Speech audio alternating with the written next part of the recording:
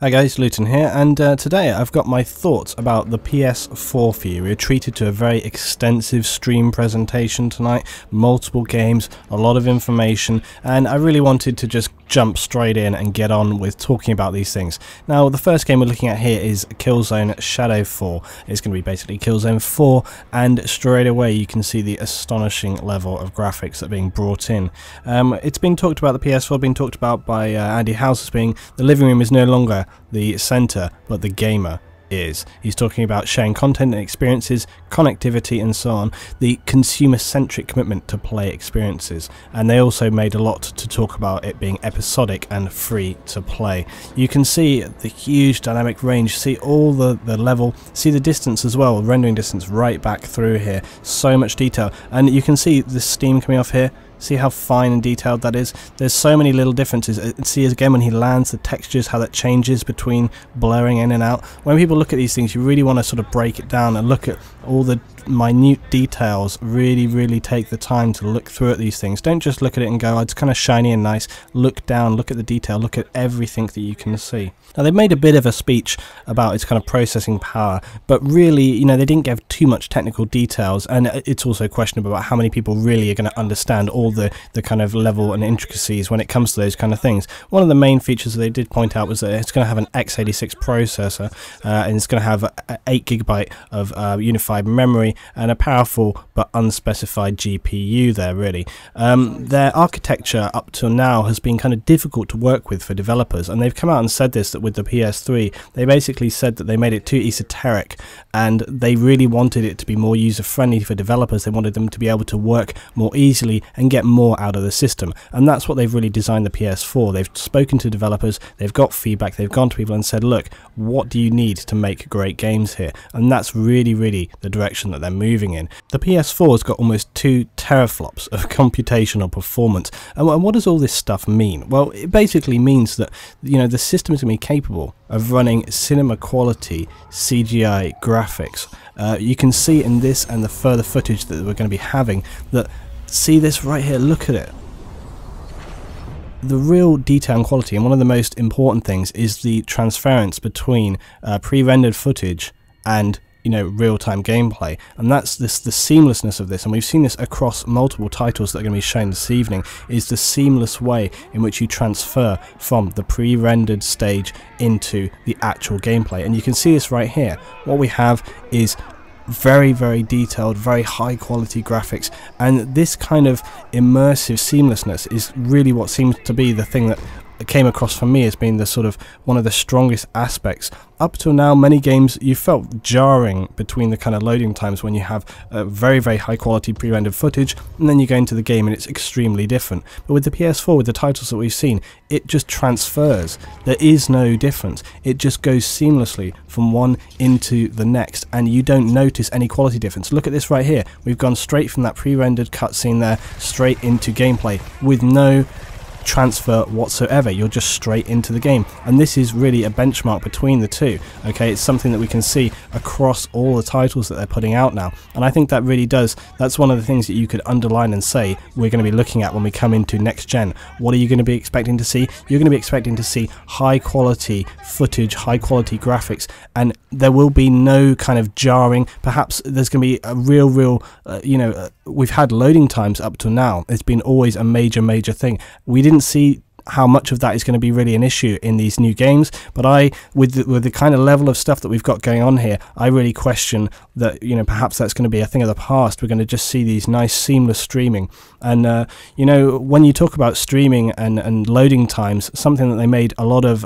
you know, praise about was the fact that you're going to be able to play games that are currently downloading. So when you go to a PS Store and you buy a game, you want a game to download to your PlayStation, you're going to be able to grab that game and you're going to be able to actually play it whilst it's downloading at the same time. The system will download a small amount of that game, and then from there on you'll be able to play it live. So you won't have to have these huge periods waiting to download. The game will continue to download to your system whilst you're actually playing it. One of the other things that they made a huge speech about was the fact that you're going to be able to try out any game on the PS Store. So you'll be able to demo anything that's on there. Up till now we've had to wait, and there'll be specific demos or a beta or whatever when it comes to new games, but from what they're going to be changing it up to is that you'll be able to demo play anything. So if you want to choose a game, if you're not sure about whether you want to buy it or not, you'll be able to demo it. There'll be a demo version of you, and again, that'll also be streamed. You won't have to download. You'll be able to literally just go into the PlayStation Store, click a game, and you'll be able to try it out there and then. Another aspect that they really kind of championed and spoke a lot about was the effective spectator mode that they're going to be bringing in now. And this will mean that friends can watch you and talk across between different games. And this was something that, you know, had been kind of mentioned when the whole PlayStation Plus situation came around, and people thought they were going to get the ability to talk to one another across different titles. It seems that now the PlayStation 4, this is something that's going to be put in, and it's something that people really, really wanted. They wanted to be able to talk to one another, but more than that, they've actually said that friends in PSN are going to be able to help you within that game. Now, they didn't really demo this, they didn't really show us exactly how these kind of features are going to work, but the impression that you got was that, you know, people would actually be able to jump into their version of the game and help you out live in game. So if you're having a real difficulty with a certain section of a game, a puzzle you can't solve, then one of your PSN friends will be able to come in, effectively co-op, and assist you with the puzzle. That's certainly what I took away from that. They made a huge speech about the Vita as well. The idea, one of the phrases they said was that the Vita will be the ultimate companion for the PS4, and that you'll be able to remote play instantly on the Vita any of your PlayStation games.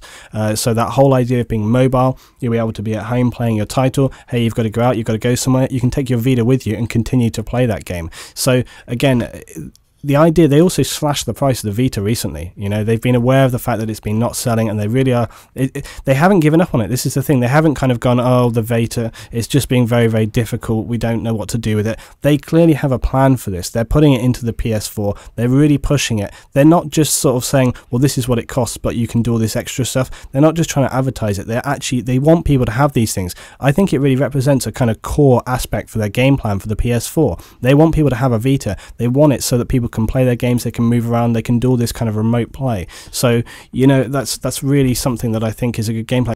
And, you know, I saw many people on Twitter tonight saying, I'm going to be getting a Vita now. So there seems to be a lot of kind of, people have really listened, they've understood what you're going to be capable of doing with the Vita when it comes to the PS4. And there's a lot of people going to be getting that in preparation for when the PS4 comes along. So I think they've definitely done their job there in kind of moving in the right direction. And as I say, it's not simply a case of marketing the game and saying, okay, this is something that you need to have because it's really cool. No, no, no. It actually forms a real part of the framework of the system, and it's a key to the actual system itself, how they want it to run. Now, Killzone 4 we saw here, it's seen us running through a huge terrorist attack, jumping onto a rope, fighting through a city, huge amounts of dirty particles, amazing reflections, and really seeing what the game is capable of. And now we move into another title. This is called Deep Down. It's produced by Capcom, and it's running on their new Panta Ray engine. And this, again, is really, really showing. I mean, look at the wall there. You can see the metallic gloss you can really feel, and the fire is absolutely astonishing. Look at this. That is photorealistic quality. Now, this is obviously pre-rendered footage right here, but in a minute you'll see again how it transitions from pre-rendered straight into actual gameplay with almost barely any noticeable transition. Here we are, that was the pre-rendered, now we're straight into the gameplay. Look at this. You see the ground there? That's photorealistic. The quality of the ice, the water, look at the details of the graphics and the gradation here, the particles all throughout. Now, something important to say is that I spoke a lot about this to sort of Rival X Factor tonight. I spoke to people on Twitter, and it's important, whilst these graphics look astonishing and really, look at that liquid fire there burning through, you can really, really feel that. Whilst these graphics are really beautiful and amazing, it's not always the most important thing. In fact, it's never the most important thing. The most important thing is dynamics and mechanics, how the game feels, how it plays out, how quickly and smoothly it runs. This is always going to be the key to a successful game.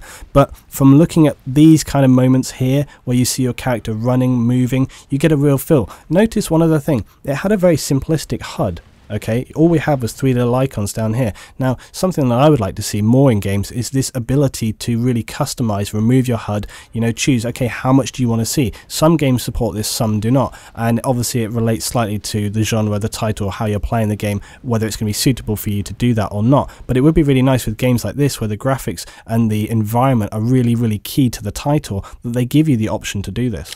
And what we can see here again is a little bit of this chat. Now, whether this is actually the system we were talking about where we have people asking one another for assistance, or whether it's just in this game, but either way, this guy's saying he's over his head here, any gear to help, and get in there and help him out, he'll share the spoils. So this idea that you can get any of your PSN friends just jump in, help you to assist that game, I think is the key point there.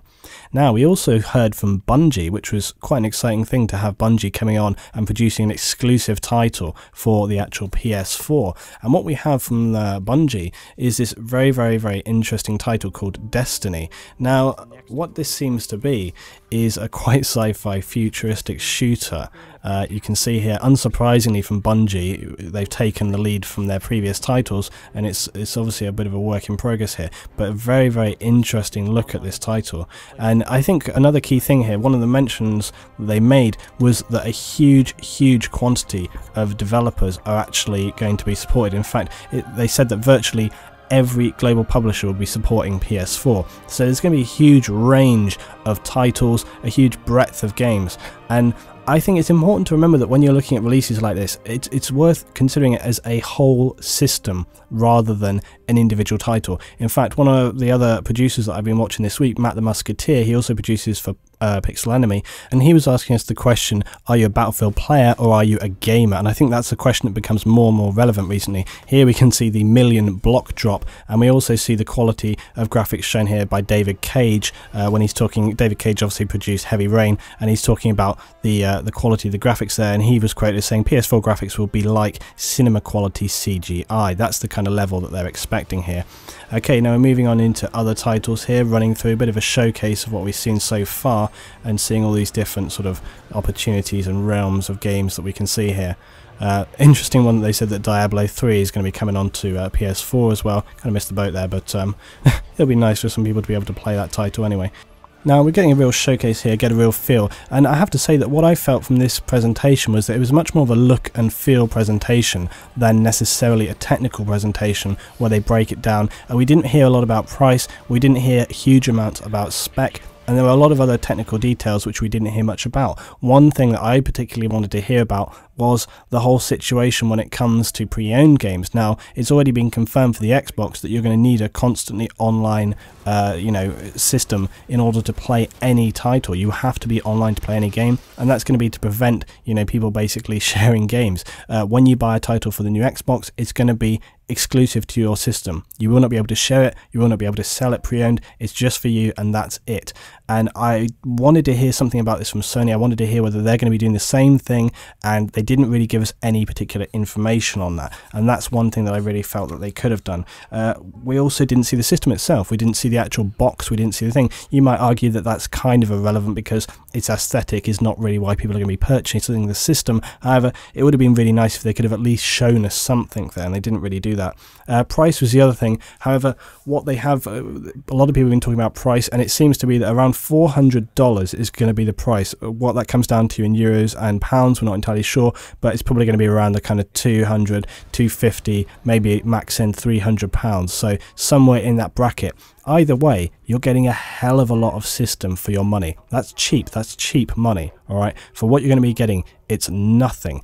And I think that is another very strong sort of aspect of the system, is that, they're really trying to push these units. They want people to have these systems. And I think as well, in the past we've seen not a lot of units shifted at the initial release because of the expense. They're often highly expensive systems, and people are very happy to wait 6 months until that price comes down.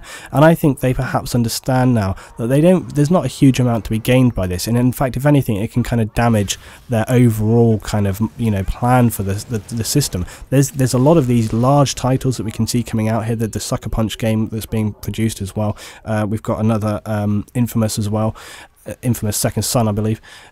So all of these things coming out of release, there's going to be a lot of very, very strong games. They want people to get this system. They want to sell it. So putting a huge price tag doesn't necessarily help them shift more units. They want people to get there. They want a big community. And I think at the end of the day, that's a really positive move forward.